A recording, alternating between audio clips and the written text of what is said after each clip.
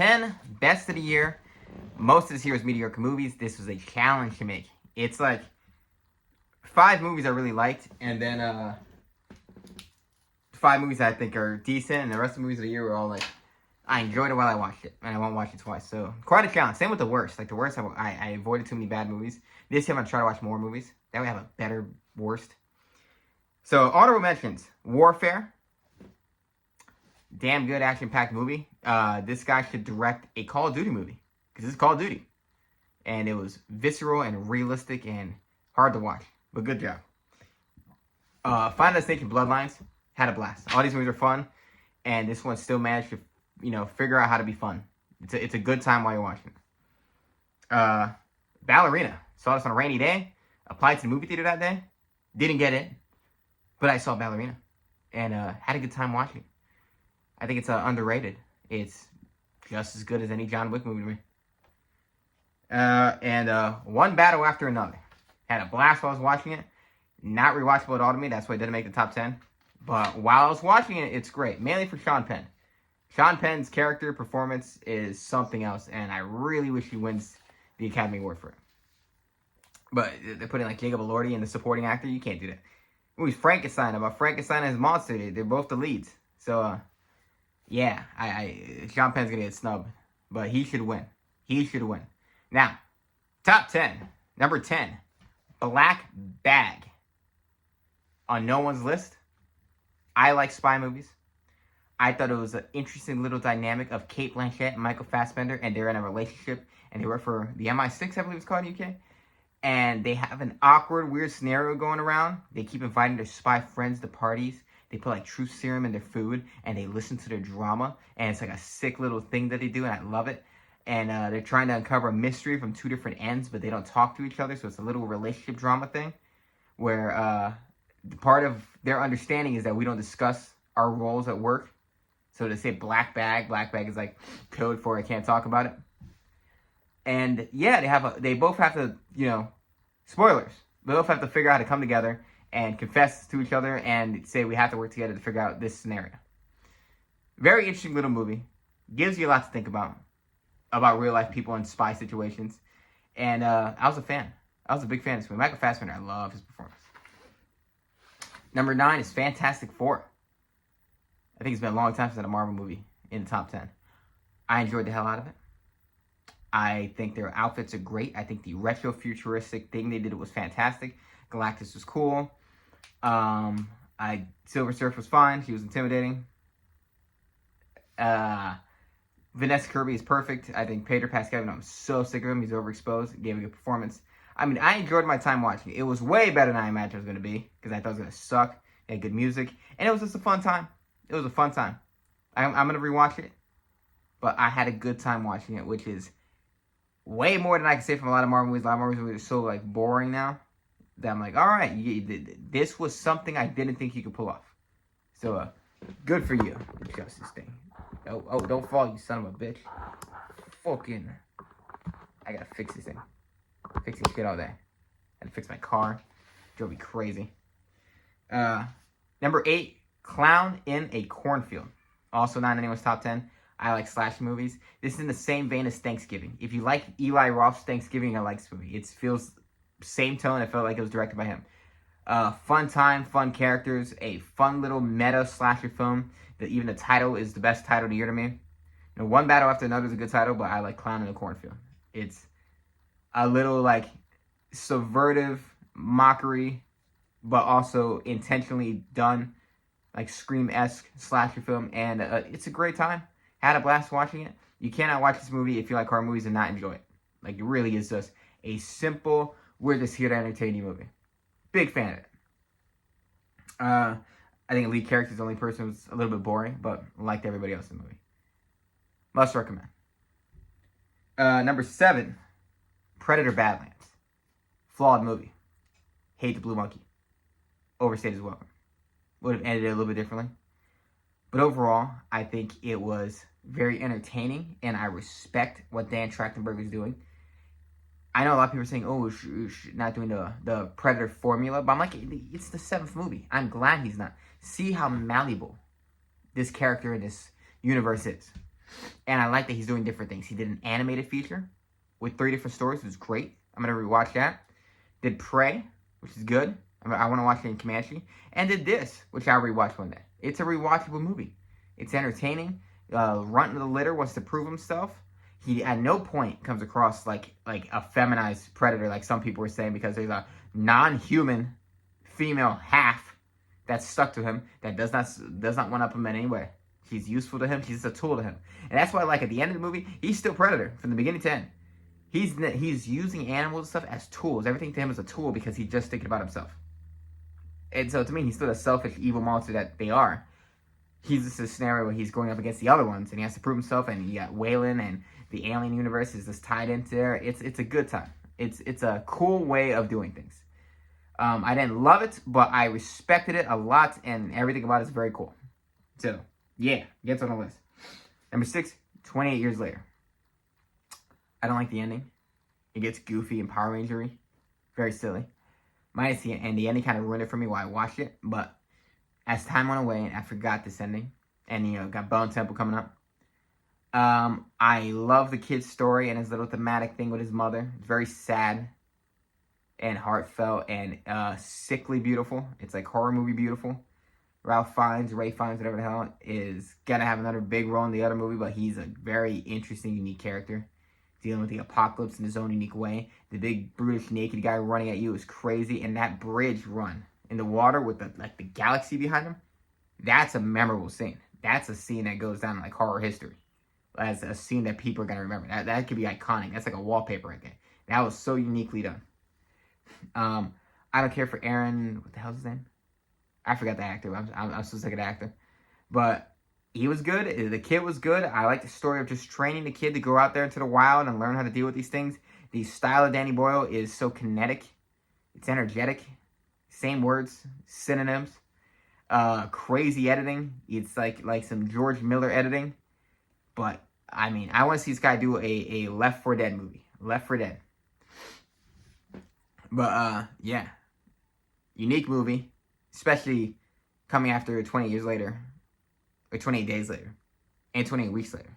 Like, they're all very different. And that's what's cool about this franchise, is that no 2 movies are the same. Number 5 is a little mixed bag controversy on how you count this. It technically came out in 2023, but it came out theatrically this year. Or last year. It's 2026 now. I'm doing too late. I had to watch Hamnet last night to see if I would put Hamnet on the top 10. No. Great ending, boring movie. Anyways, number 5 is Magazine Dreams. Technically, theatrical release this year, even though it came out like 2 years ago. Jonathan Majors, canceled guy, brilliant actor, great performance. One of the best endings of the year. Thematically, a just beautiful ending where he learns to believe in himself. He has this weird guy who ends up having a gay thing with him, which is crazy. He was a big buff, he's an aspiring bodybuilder. And he worships this guy. He idolizes him. He has this whole wall plastered with him. And at the end of the movie, he puts photographs of himself on the wall to use himself to inspire himself. And I was like, that's very beautiful in its own way. And if Jonathan Majors wasn't canceled, I think he'd be nominated for an Academy Award. It's a great movie. If you like Nightcrawler, about a flawed main antagonist who kind of learns his lesson, kind of doesn't, but is driven and insane and passionate about a specific thing, but he doesn't know how to go about it. I feel like you'd like this movie. I feel like they're in the same category, same genre of almost sociopaths trying to get a goal, get from point A to point B. Good stuff though. And I like the title, Magazine Dreams. It's so sad that the controversy, for this filmmaker who made this movie, to have the lead actor sink your movie, it's so sad. Even though I'm I personally, in that whole situation, I blame the girlfriend. It's so sad that guy makes this brilliant film and he's just done for. The director, he probably struggled so hard to make it, and then he's just where'd he go? I'm gonna find him on Instagram or something, see what he's up to. Number 4, Marty Supreme, Sociopaths Driven, same field right here. Timothy Chalamet won the Critics' Choice Award. He might win the Oscar, which is awesome. Like Tim Sham. He's great in Dune, and this shows some range right there. Go watch The King. He's great in The King. It's a movie I like a lot. But he got range. He got range. You can't say Timothée Chalamet can't act. He can act. I like his cockiness too. Like people are like, oh, his interviews, he's cocky. I'm like, good. There's some cockiness I don't like. Some I do like. Great performance. Josh Safdie beat his brother Benny in the film of the years. Because on my worst list was The Smashing Machine, which I thought was incredibly boring. This one was just nonstop, high-paced, 2.5 hours, too long. But it is anything but boring. Everything that can go wrong does go wrong. Every scene matters. Not a wasted second on that camera. Every character is memorable. Every character feels very real. That's the one thing. Is like he knows how to make everything feel real. And he even casts people who aren't actors. Like the big fat dude is from like viral Twitter rant thing where he says the guy is ugly as my dad's dick. The Miracle Golden voice guy who is homeless is in the movie. He likes to cast unique, real people. Like that. Like Tyler the Creator's in the movie. He just feels like a character. He doesn't feel like Tyler the Creator. And he gave a good performance. Non-stop run. Only thing that keeps this movie from being higher, because this would be like number 2, is the last 2 minutes. Do not like it. I think he should have, after he beat Asian dude, got enlisted into that tournament. I don't care if the brackets are made. He just beat this guy. He should take his spot. Indian dude should have gave it to him. But the fact that he just goes to the hospital and he's like a dad, he's like crying. I'm like, why are you crying? I feel like that's out of character for you. You didn't give a fuck about having a baby.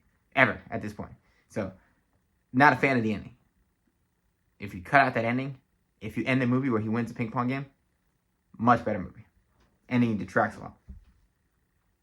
Number 3, I'm like fucking Inglourious Basterds. Begonia.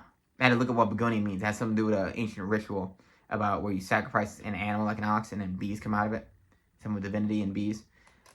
This movie I had to watch on a laptop, unfortunately, because I could not find it.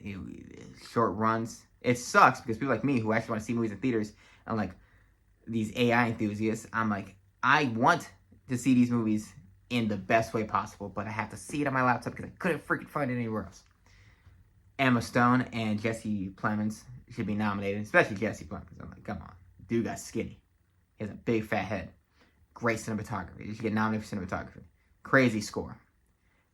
Magnificent script that should get nominated for original screenplay. Like Yorgos Lanthimos, which I always love that name. He sounds like a warlock. He's like a Slovakian warlock. This guy makes very original movies. Like the word original, his face should be by that in the dictionary. Such a unique movie about a CEO that gets kidnapped by Jesse Plemons and his fat autistic cousin. And, or is he stupid? I don't know. But,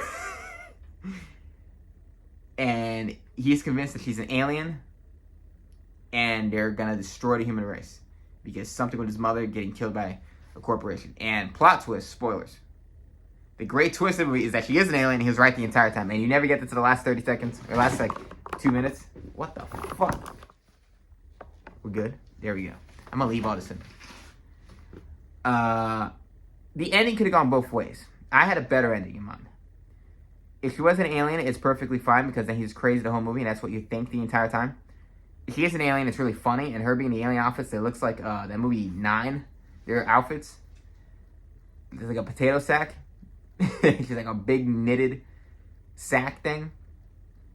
Like a testicle. Them popping Flat Earth cracked me up. I think he should have been validated though. He exploded and his head flew off, which is hysterical. I think that she should have brought him with her just to see that he was right. I think that would have been wonderful. Just to see it. Then they could kill him. And he's like, no. And she pops her and she ends the world. But her not taking with him and he doesn't get validated and just for the audience to get the validation or whatever, it's a little dissatisfying. But overall, this movie is unique. It's super entertaining. Great dialogue throughout. Phenomenal performances. It's such an insane movie. And I bet you a conspiracy theorist watched this and he felt so validated, so empowered watching this movie. If he didn't walk out. Alright, number 2. Presence. On nobody's list. I like Ghost. I believe in Ghost. I'm not a religious man. I just think ghosts exist because I think there's evidence that support that. like it's electrical synapses from your brain dissipating through your skull, and then you end up connected into the atmosphere, and then you can still move things and stuff like that. This movie has an impactful, powerful ending that really makes you think. I like movies that make me think. I like movies that stay with me beyond the theater experience. And it is a unique movie. It's incredibly unique. Soderbergh, he likes to make different types of movies, so I like him as a filmmaker because he just doesn't do the same stuff. I remember he did a movie called Unsane, which everyone should see. That was unique and it's filmed on the phone. And it's about a family. It's like a mystery as to what happens. I recommend just go watching it. This is one movie I'm not going to spoil. But there's a ghost in the house watching over a girl. And who the ghost is and why the ghost is watching, the ghost doesn't even know for most of the movie. The ghost doesn't know what they're doing. And it is unique to find out why everything is happening. That's the part of the mystery, and it's so unique and such a powerful, just hard-hitting ending that literally scared me. It made my heart sink.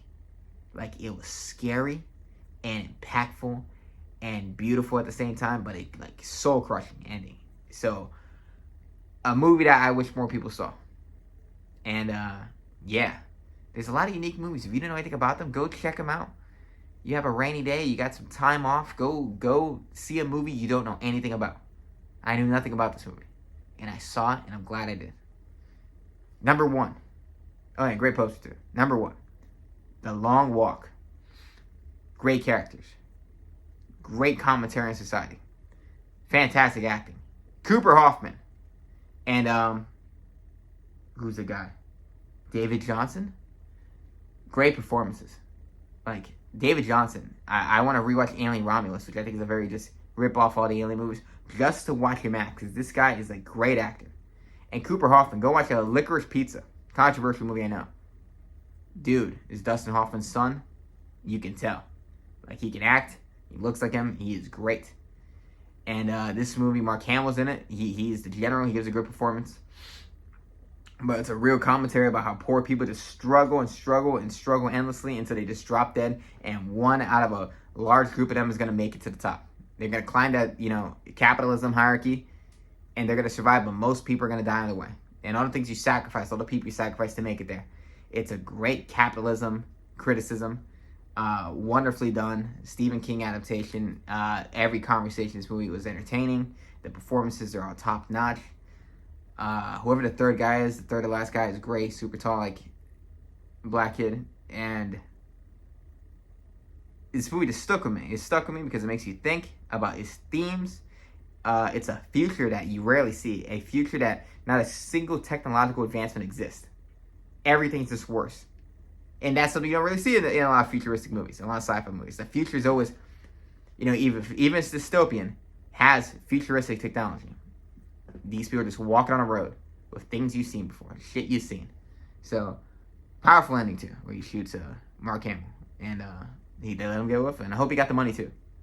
But this movie just made me think, it stuck with me, it left an impact with me. I mean, it's a great political satire in its own way. And I was like, wow. Stephen King has had so many adaptations. Dude's on a roll. That's a career right there. Every author's jealous. But when I watched it, I was like, damn, this is my best movie of the year so far, and it was so far into the year. I was like, I wonder if anything's going to beat it. Nothing ever did. So, yeah. The Long Walk is my favorite film of 2025. I think it's the best film of 2025. I know everyone's giving it to Sinners and to One Battle After Another. I enjoy Sinners. I more so enjoyed it on a filmmaking perspective, the cinematography, the sound, the music, the look. It didn't connect with me personally. Like, I didn't get some profound thing with it like a lot of other people did. One Battle After Another was a great one-time watch. And that's everybody's, top 2.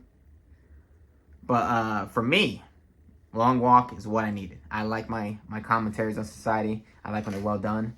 And I like movies that are different than other movies. And I haven't seen this type of movie ever. I haven't seen a movie about people walking to death. Never seen that before. So, yeah. Look at that background. It looks really cool. Big fan. What's your top 10 of the year? Comment down below. Let me know. I've seen a lot of movies, so you're going to be like, what about this movie? I probably saw it. It's the difference between I can enjoy while I'm watching it, but it doesn't always make me think, connect with me on an emotional level. So, yeah, these are the ones that make me think, connect with me. Yeah. What's yours? Top 10. Let's go. Let's hear it. And if you have been subscribed, thank you. If you haven't been, please subscribe. like this video. Thank you for watching.